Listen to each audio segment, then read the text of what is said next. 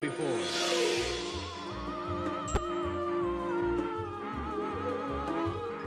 Beam me up, Scotty, or beam me up, Karen. Yes. How are we doing, Karen? We're doing great. It's fine thank you. Monday morning. Yes, Mondays are great.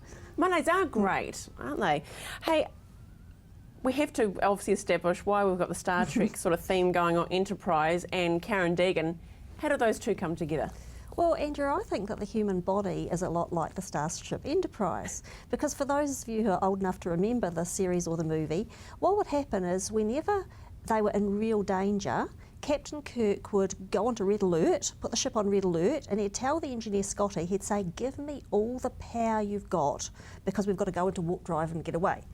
So Scotty would shut down parts of the ship so that all the power was for the engines. And if it was a really, really dangerous situation, which was just about every week, then, Good tally. Yeah. then the only parts of the ship that still had power were the living quarters and the bridge.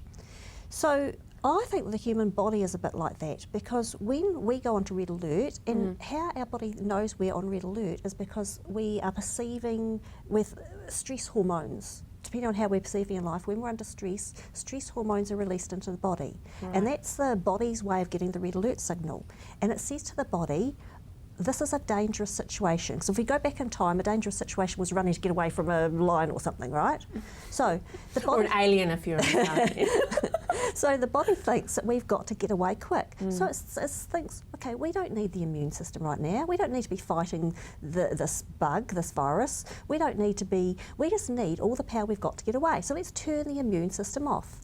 We don't need the reproductive system right now. Let's turn that off because we've just got to get all the power we need to get away. We don't need the digestive system working right now. Let's turn that off. We'll turn it back on when the danger's over. Problem is, the danger's never over, because when we're under constant stress, that red alert doesn't get turned off. So you can see why people get sick and perhaps can't get pregnant as well, because the reproductive system is turned off. Because, you know, we have, talking about cancer in particular, we have cancer cells in the body all of the time. That's normal, we all do, but our immune system keeps on top of them. You can see that if the body is turning off the immune system, then we're not keeping on top of it. No, and it's easy to see how it can, well, definitely your relationship at work or, you know, at home can affect your health completely, can't it? They Absolutely. go hand in hand. Well, there's a fascinating study that was done at the Ohio, I'll say that carefully because it's hard to say, Ohio School of Medicine, where they tested relationship stress on wound healing. And so they made small suction blisters on the forearms of married couples. And then they got them to just have a neutral discussion for half an hour. And over a period of 3 weeks, they tested the three healing proteins that the body produces, and then they got the same married couples to have a half-hour discussion on something they disagreed about. Oh. And they noticed that those Just half hour? just a half hour. Wow, okay. Yep. Quick. And they noticed that those who got into a fight, those the wound healing slowed considerably, and those proteins weren't produced as fast. And you know, when there was a fight where there was like sarcasm and put downs and criticism, wound healing was slowed by 40%, which is quite a lot. And the researchers said, look, these are little wounds, small, brief encounters. They said normal, like, relationship strife is probably way worse.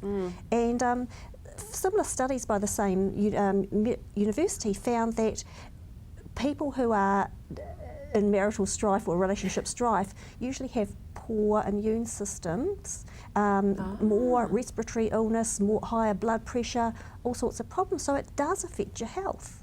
Your emotions directly affect your health. So if you're not dealing with your emotions, whether it's stress or any other emotion, then your health will be impacted.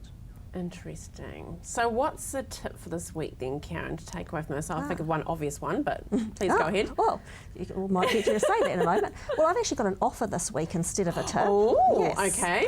And the offer is, look, we get our physical health checked all the time, don't we? We go to the doctors, we get our physical health checked. But when was the last time you got your emotional health checked? Yeah. And if your emotions play such a big part in your health, then it makes sense to get an emotional health check. So I'm offering one.